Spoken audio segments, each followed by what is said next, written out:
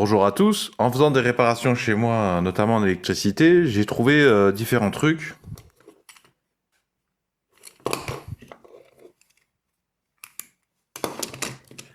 Et ça, c'est du neuf que j'ai acheté pour remplacer celui-ci défectueux. Mais je n'y connais rien. Je sais qu'il y a les interrupteurs simples, il y a aussi les interrupteurs à va-et-vient. Et les interrupteurs doubles, c'est comme ça, généralement, c'est deux interrupteurs en fait sur le même cache. Mais alors, avec un multimètre, par exemple, comment on fait pour reconnaître ce qui est un va-et-vient de ce qui n'est pas un va-et-vient? Eh bien, je prends mon multimètre en mode ohm-mètre ou testeur de continuité, c'est encore plus confortable. Donc ça, c'est pas un va-et-vient. Et comment on le sait? Déjà parce qu'il y a 4 bornes et qu'un va-et-vient, il y en a plutôt 3. Je vous avoue que je fais cette vidéo parce que quand je l'ai trouvé installé, il y avait une phase qui arrivait comme ça. Donc quelque part, ça faisait 3 bornes d'une certaine manière. Ça m'a un petit peu déstabilisé.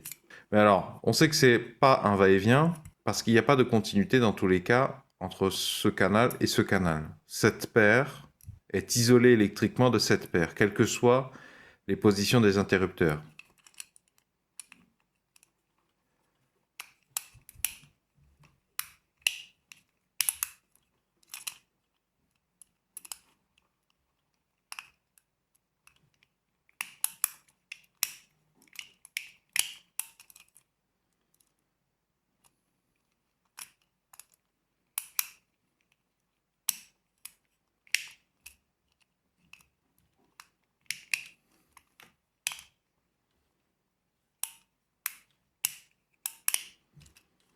Par contre, donc, en fonctionnement par paire,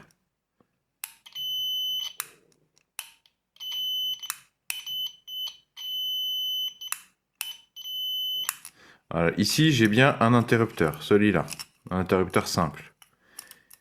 Et ici, j'ai pas d'interrupteur, mais c'est parce qu'il est cassé.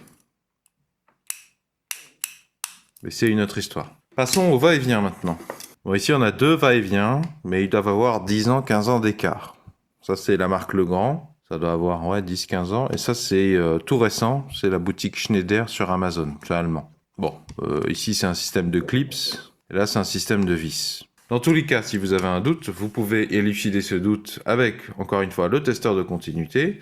Alors, entre parenthèses, ici, vous voyez un P comme phase, c'est un produit français. Les produits d'exportation d'Allemagne d'ailleurs et les produits anglais, la phase, c'est pas P, c'est L. Je sais plus si c'est light ou line. Je pense que c'est plutôt line, L-I-N-E. Ne me demandez pas pourquoi, j'en sais pas plus. Donc, on va prendre nos mesures et on va faire changer l'interrupteur de position. Donc, je me mets sur phase là.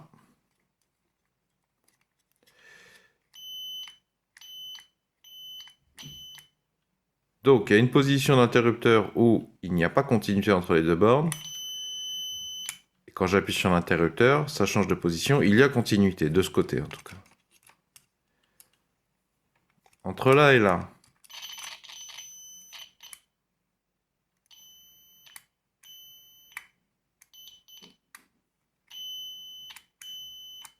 Et ben c'est pareil, selon la position de l'interrupteur, soit il y a continuité, soit discontinuité et il n'y a que deux positions à l'interrupteur.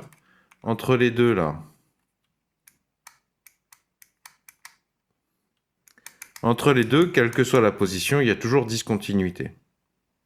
Donc en fait, c'est un petit peu comme un aiguillage ferroviaire. Soit cette borne est connectée avec cette borne, soit en appuyant, cette borne arrête d'être connectée à celle-là et elle bascule sur celle-ci. Donc 3 bornes, une commune, généralement signalée par un P ou un L, et puis elle est soit connectée à une borne, soit à l'autre. Bon, passons au modèle plus récent. Donc là, j'ai 3 bornes, une ici, une ici, une ici. Là, j'ai pas de... cette borne n'est pas utilisée. Alors admettons que je ne sais pas lequel est la phase, le commun. Alors pour information, en français, le P c'est la phase et les deux autres fils ce sont les navettes. On appelle ça les navettes. Donc là, lequel est la phase, lequel est la navette? Faisons comme si je n'avais aucune inscription et pas du tout le mode d'emploi. Faites attention parce que il faut vraiment rentrer, là surtout c'est un système de clips, il faut trouver des bons contacts. Alors, entre ici et ici.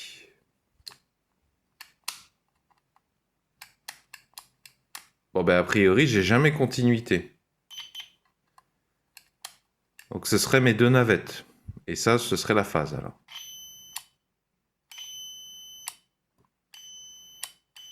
Ok. Donc là, j'ai jamais entre les deux, quelle que soit la position, jamais continuité. Là, j'ai continuité une fois sur deux.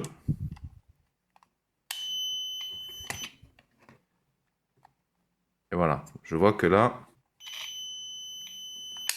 Voilà. Et de ce côté, c'est l'inverse. De ce côté, il y a continuité selon la position de l'interrupteur et il n'y a que deux positions possibles à l'interrupteur. Et quand ça passe pas entre ici et ici, ça passe entre là et là. Donc, ça, c'est effectivement mes deux navettes. Ma phase est là. Je dois mettre ma phase là-dessus. Et donc, c'est bien un va-et-vient. Et donc, ça aussi, c'est bien un va-et-vient. Et ça, par contre, c'est pas un va-et-vient.